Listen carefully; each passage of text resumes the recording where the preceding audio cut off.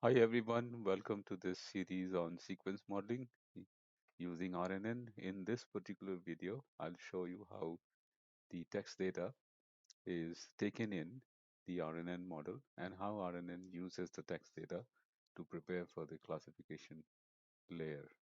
As you would know, the RNN model will have first the RNN layer and then after that the classification layer. So what goes into the classification layer that we will try to understand in this particular video.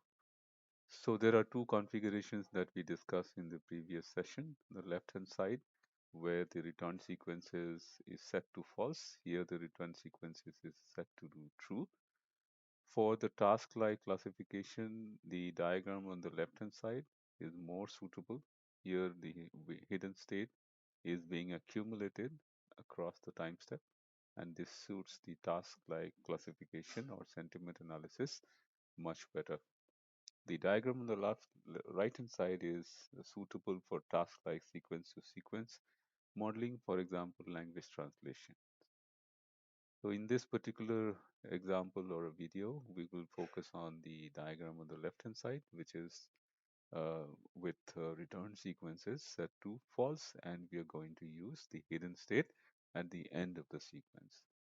Again, simple NumPy and Keras, modeling just to illustrate the point. And I'm having some dummy data, 8 samples, each of the sample 3 time step, and each time step defined in terms of 2-dimension vector. Imagine like a embedding. So this is how the data is, dummy data. Here is the time step 1, time step 2, time step 3, and this is your one sample or like a sentence, and combine all of these sentences into a overall list. So that makes it a 3 dimensions, array for the RNN. Define the input layer, and then here in the input layer, you mentioned the batch size as 1. In this particular example, I'm going to use just one sample at a time to show you the output of that particular sample and the hidden state, how hidden state is being, created by the model. Number of time step as a specification, and also number of features which defines the time step. Next step is to define the simple RNN model, define the number of units, which basically defines the context vector size. It could be any number. I've taken 5 here.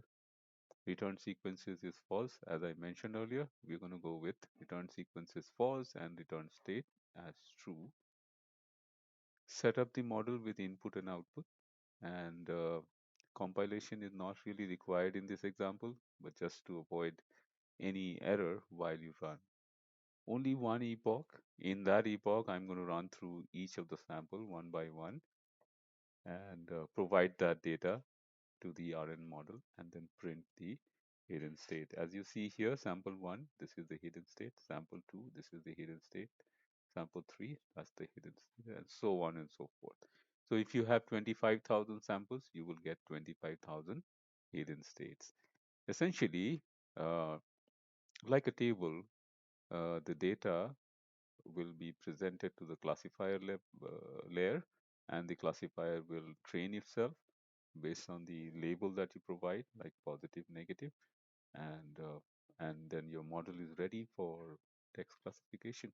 That's how typical text classification job is done using sequential model called RNN. Notice this example is only like illustrative example. In practical projects, you would also apply some pooling and max pooling or some aggregation on the hidden state. But by and large, the idea is the RNN model will prepare the hidden states for the sample, and those hidden states are going to be used as the input to the classifier layer.